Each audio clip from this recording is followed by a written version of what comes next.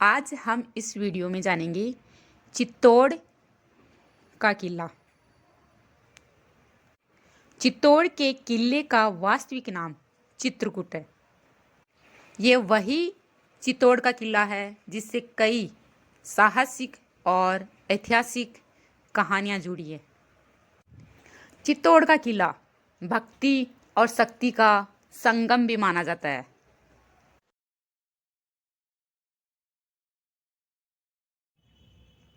चित्तौड़ के दुर्ग के लिए राजस्थान में एक कहावत कही जाती है, गढ़ तो गढ़ चित्तौड़गढ़ बाकी सब गढ़िया। चित्तौड़ दुर्ग को दुर्गों का सिरमौर कहा गया है।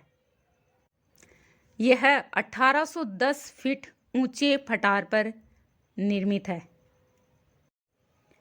राजस्थान के किलों में क्षेत्रफल की दृष्टि से सबसे बड़ा चित्तौड़ का किला है। इसे भारत का सबसे लंबा किला भी कहा जाता है। यह गंभीरी और बेड़च नदियों के संगम पर स्थित है। चित्तौड़ का किला लंबे समय तक मेवाड़ की राजधानी रहा है। चित्तौड़ के किले को महाराणा प्रताप का गढ़ और जौहर का गढ़ भी कहा जाता है। चित्तौड़ का दुर्ग राजपूतों के शौर्य और उनकी रानियों के जौहर की गाथाओं से सुशोभित है। आचार्य चाणक्य द्वारा बताई गई 4 कोटियों तथा आचार्य शुक्र द्वारा बताई गई 9 दुर्ग कोटियों में से केवल 1 कोटि धन्व दुर्ग को छोड़कर चित्तौड़गढ़ को सभी कोटियों में रखा जा सकता है। आचार्य शुक्र ने ये 9 कोटियां इस प्रकार बताई हैं। ओदक दुर्ग जिसको जल दुर्ग भी बोला जाता है। दूसरा है गिरी दुर्ग जिसको पर्वत दुर्ग बोला जाता है। तीसरा है धानवन दुर्ग। चौथा है वन दुर्ग। पांचवा है एरन दुर्ग। छठा है पारिक दुर्ग। सातवां है पारित दुर्ग। आठवां है सैन्य दुर्ग और नौवां है सहाय दुर्ग। जिनमें से चित्तौड़गढ़ सारे दुर्ग आते हैं, इसमें सिर्फ इसमें धन्व दुर्ग नहीं आता। बाकी ये सभी कोटियों में इसको हम रख सकते हैं। इस किले का संबंध मौर्य वंशीय शासकों से था। मेवाड़ के इतिहासकृत वीर विनोद के अनुसार मौर्य राजा चित्रांगद ने यह किला बनवाकर अपने नाम पर इसका नाम चित्रकोट रखा था। उसी का अपभ्रंश चित्तौड़ है। यह किला दिल्ली से मालवा और गुजरात जाने वाले मार्ग पर अवस्थित होने के कारण प्राचीन और मध्यकाल में इस किले का विशेष सामरिक महत्व था। बप्पा रावल ने यहाँ पर गुहिल वंश का शासन स्थापित किया था। बप्पा रावल मेवाड़ में गुहिल राजवंश के संस्थापक थे और इन्होंने इस अंतिम मौर्य शासक मान मौर्य को पराजित कर 8वीं शताब्दी ईस्वी में चित्तौड़ पर अधिकार कर लिया था। चित्तौड़ के किले पर अधिकार करने के लिए जितने युद्ध लड़े गए उतने शायद ही किसी अन्य किले के लिए लड़े गए हों। चित्तौड़ का किला त्याग, बलिदान और स्वाभिमान का किला माना जाता है। स्वतंत्रता प्राप्ति तक यहाँ पर सिसोदिया राजवंश का शासन स्थापित रहा तथा राजस्थान के एकीकरण के बाद मेवाड़ के शासक भोपाल सिंह को एकीकृत राजस्थान का प्रमुख बनाया गया। यह दुर्ग 616 मीटर ऊंचे एक पठार पर स्थित है जिसे मेसा का पठार कहते हैं। इस दुर्ग तक पहुंचने के लिए एक घुमावदार रास्ते से चढ़ाई करनी पड़ती है। इस मार्ग में 7 विशाल प्रवेश द्वार हैं जो एक सुदृढ़ प्राचीर द्वारा परस्पर जुड़े हुए हैं। चित्तौड़ के दुर्ग में तुलजा भवानी का मंदिर है जिसका निर्माण पृथ्वीराज के दासी पुत्र बनवीर ने करवाया था। इसी के पास में पुरोहित जी की हवेली भी स्थित है। चित्तौड़ दुर्ग में ही समधीश्वर मंदिर स्थित है जिसका निर्माण 11वीं शताब्दी में मालवा के परमार राजा भोज ने बनवाया था। 1428 ईस्वी में महाराणा मोकल ने इसका जीर्णोद्धार करवाया था। सांवलिया जी का मंदिर, जिनको सेठों का सेठ कहा जाता है। इस दुर्ग में अदब जी का मंदिर है, रानी पद्मिनी का महल है, गोरा एवं बादल के महल हैं, कालिका माता का मंदिर है, सूरज कुंड, जयमल और पत्ता की हवेलियां हैं, जयमल जी का तालाब है, जटाशंकर का मंदिर है, कुंभ श्याम का मंदिर है, मीराबाई का मंदिर है, 7-20 देवरी जैन मंदिर हैं, श्रृंगार चांवरी का मंदिर है जिसको जैन मंदिर बोला जाता है, और नवलखा भंडार स्थित है। दुर्ग के भीतर नौखंडा विजय स्तंभ इस दुर्ग की सबसे भव्य इमारत है। ऐसी मान्यता है कि इसका निर्माण 1440 ईस्वी से 1448 ईस्वी में महाराणा कुंभा ने मालवा के सुल्तान महमूद शाह खिलजी को परास्त करने के उपलक्ष्य में करवाया था।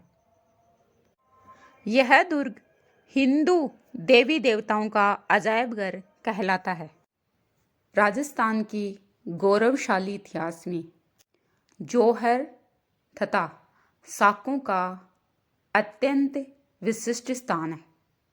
यहाँ के रणबांकुरे वीर राजपूत सैनिकों तथा उनकी स्त्रियों ने पराधीनता को स्वीकार करने की बजाय सहर्ष अपनी मृत्यु का आलिंगन करते हुए अपनी जान मातृभूमि के लिए शहीद कर दी।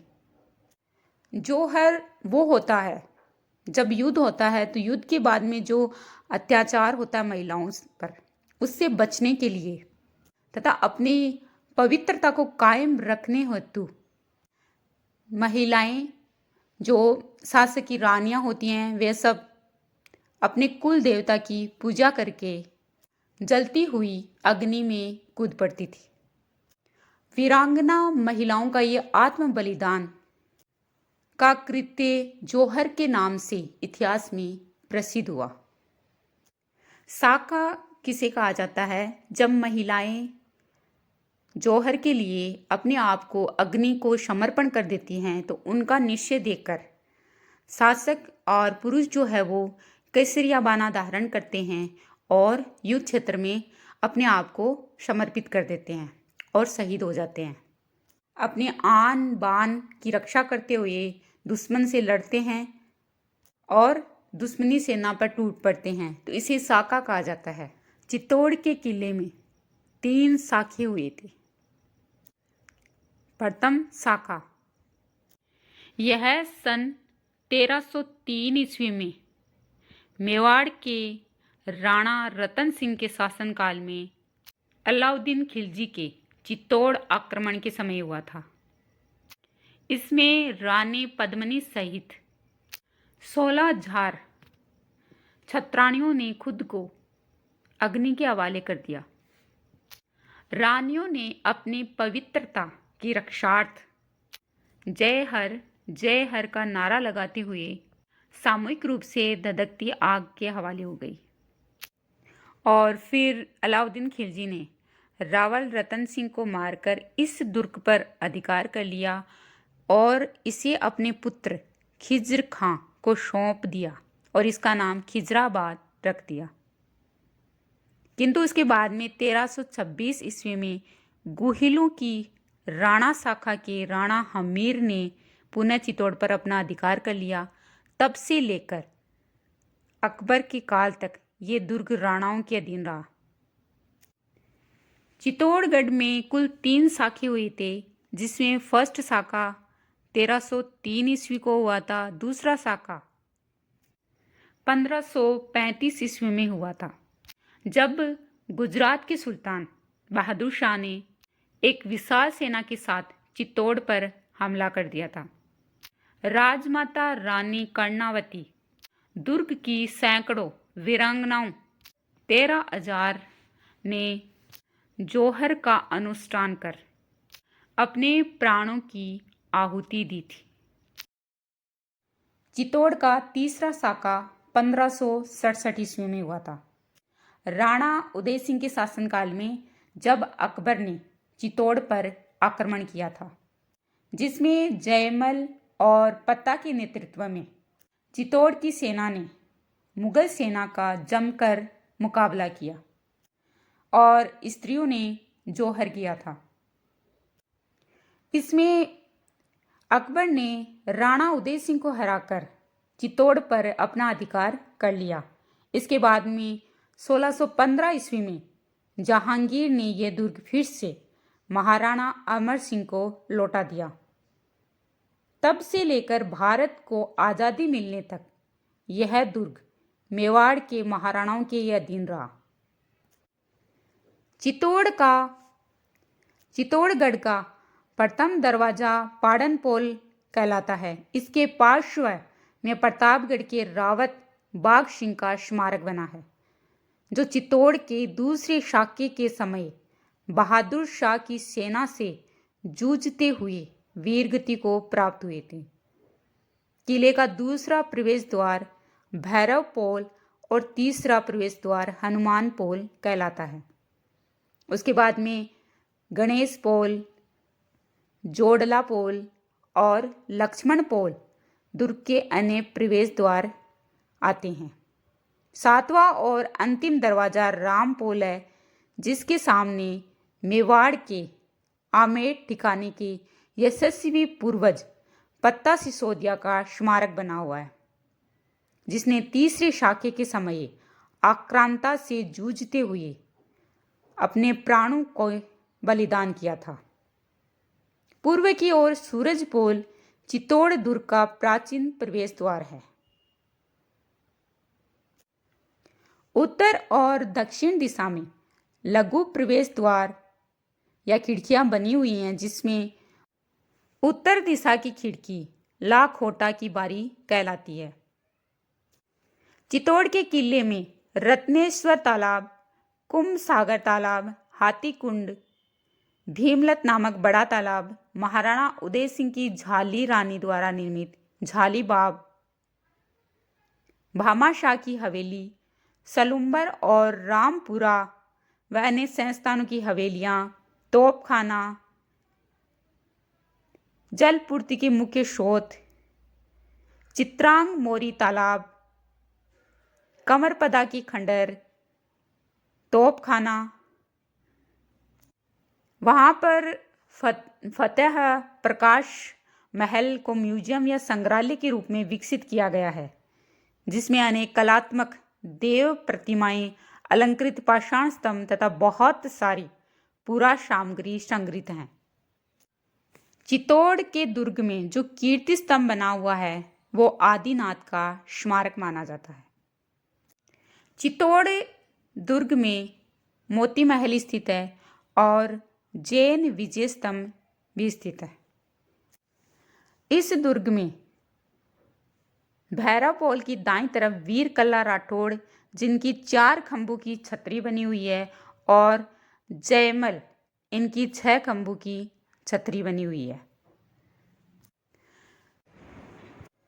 चित्तौड़गढ़ के किले की विशेषता देखें तो इसमें कई मंदिर बने हुए हैं, बुर्ज हैं, यहाँ पर प्रवेश द्वार बने हुए हैं तथा महल बने हुए हैं, जो कि राजपूत वास्तुकला के उत्कृष्ट नमूने माने जाते हैं। यहाँ की दीवारों पर जो है सिर्फ राजाओं की वीरता ही नहीं, बल्कि रानियों का बलिदान भी स्वर्ण अक्षरों में अंकित है। चित्तौड़गढ़ के किले को 2013 में यूनेस्को ने विश्व विरासत स्थल घोषित किया था। तो ये थी चित्तौड़गढ़ के बारे में जानकारी। तो इसको जो है वो हिंदू देवी देवताओं का अजायब घर कहलाता है, प्राचीन किलों का सिरमौर कहलाता है, और इसके लिए एक प्रसिद्ध कहावत है, गढ़ तो गढ़ चित्तौड़गढ़, बाकी सब गढ़िया। तो ये सब इनके लिए कहा गया है चित्तौड़गढ़ के लिए।